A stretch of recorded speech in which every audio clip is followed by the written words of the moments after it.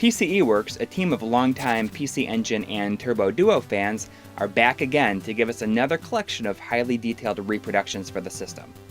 I previously had a chance to check out a box set that they produced that contained a batch of lovingly crafted repros of 4 highly sought after, not to mention super expensive Super CD-ROM 2 games. Needless to say, I was quite smitten with that set. Once again, PCE-Works were kind enough to provide a promotional copy of this new set. Could it possibly surpass the quality of the previous set? Let's find out. Say hello to the PCE-Works X.S.C bundle, a collection of 3 individually packaged games that include Startling Odyssey II, Cycho Rider, and Zac III. Right off the bat, you'll notice that this is quite a different beast from the previous set. Zac and Startling Odyssey forgo the traditional jewel cases, and instead come packaged in these sort of book-like deluxe editions.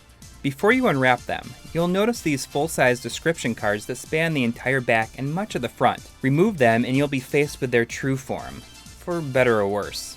At first glance, they seem really cool, covered in a kind of textured fabric. But if you're like me and love a uniform look to the games on your shelf, these might drive you a little crazy. Zac III's sterling silver package almost looks like brushed metal, with the title of the game stamped in. It's actually kind of hard to see unless you look at it in the right light. Then it really shines. Flipping it over and you'll notice that the back is, unfortunately, completely blank. And get this, the same goes for the spine. Hey, I can deal with no information on the back, but there's few things that annoy me more than a lack of a title on the spine. It just doesn't look that good. Opening it up, you'll see a tray that holds a silverback CD with a 2-color label. On the other side, you'll find a full-color manual that is glued to the back of the cover. Spanning 15 pages, the manual covers all the things that any good instruction booklet should. Since this was my, and I assume many others' first experience with the series, they included a helpful timeline of the Zac series, so you can catch yourself up and understand all the backstory. Startling Odyssey II's package is laid out exactly the same, but instead of silver, this one comes in gold with black text. Immediately, I thought this color combination is a huge improvement over Zac's. In addition to a similar manual, Startling Odyssey includes a couple of extra elements that do a lot to bolster the appeal of the package. First is this fold-out extra chapter comic strip that has been fully translated, and the second is this cool overworld map.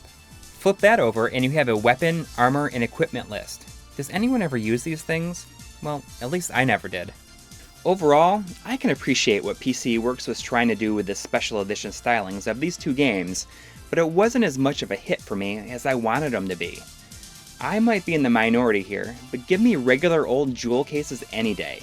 And if you're going to do it up special edition style, then try to make sure that it fits in with the other games on the system next to it on the shelf. Finally, let's take a quick look at the 3rd game in the set, Cycho Rider. Compared to the other games, I guess you could say that this one is a little bit of a side note.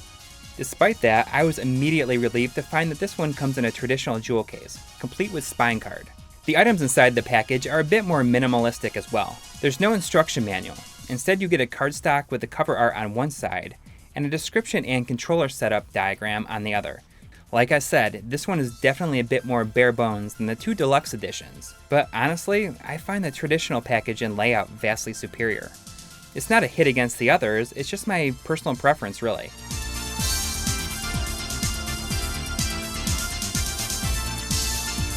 So, there you go.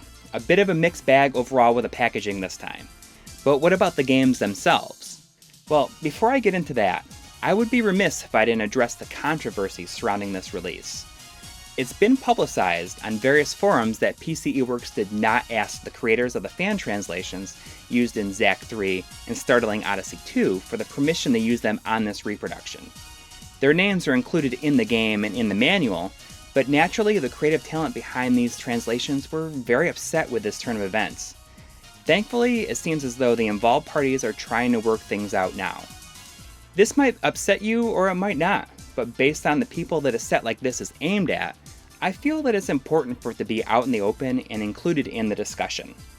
With that said, let's check out what these games have to offer.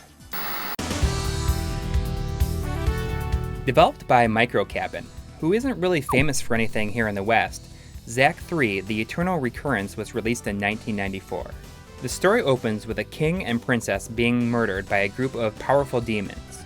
Like, brutally murdered. The series protagonist, Ratak Kurt, who has apparently done battle with the demons before, using his legendary Zac sword, is once again called into battle. Zac III is an overhead action RPG that definitely feels influenced by the Ys series, but it seems to play a bit slower and more methodical. You've got two forms of attack, a quick swing and a charge attack. Oh, and you can jump. This adds an additional platforming element and makes things a bit more exciting. I could definitely get into the overall graphical style of this one, even though I did see some weird glitches and flickering when there's some larger sprites on screen. There's also some anime cutscenes scattered throughout with some voice acting and all that good stuff, though unfortunately these aren't subtitled at all. The translation here is super well done. It feels complete, which is rare for these kind of things. The only problem I seem to have is that Ratak seems like a badass in the text dialogue, but when a cutscene takes over, even though I have no idea what they're saying, he comes across as nervous, bumbling, and awkward. この度のファーランドでの働き、見事であったぞ。王様にはご機嫌。よいよい。堅苦しい挨拶は抜きじゃ。As I've said before, I'm a big fan of CD audio from this time period, and the stuff here seems pretty good as well. Unfortunately, the compositions themselves are really short. Overall, I see myself coming back to Zac III for sure. It's exactly the kind of game from this time that I love.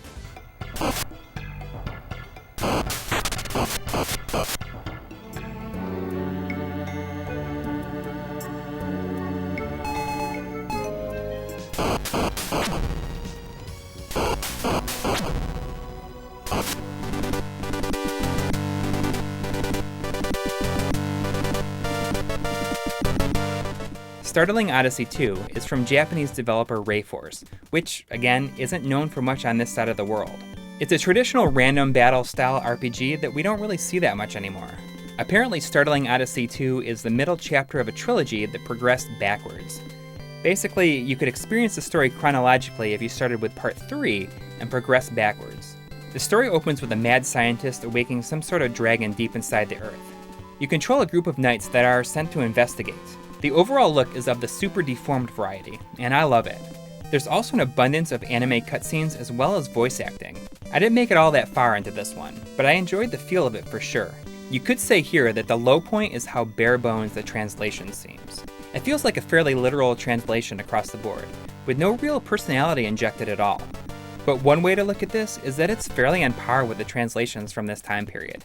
I've dealt with similar before, and it didn't really bother me that much. This is another one I'd like to get into, but I don't see it as much of a priority. A good addition overall.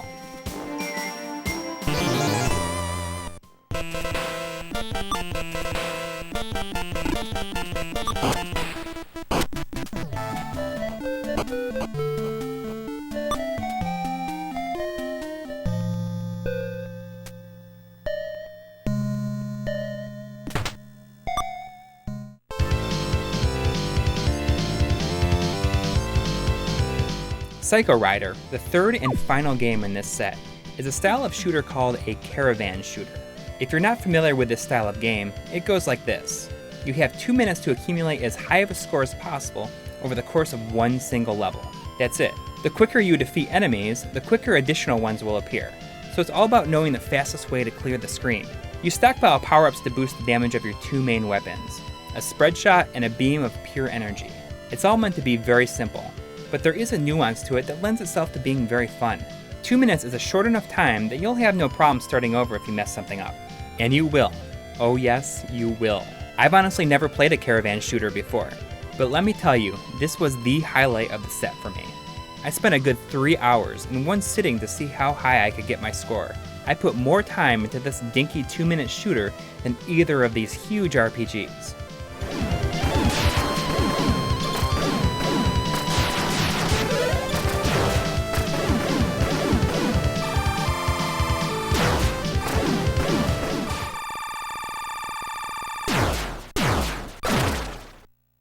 So while these games don't quite reach the heights of PCE-Works' previous set, it's unique in its own right.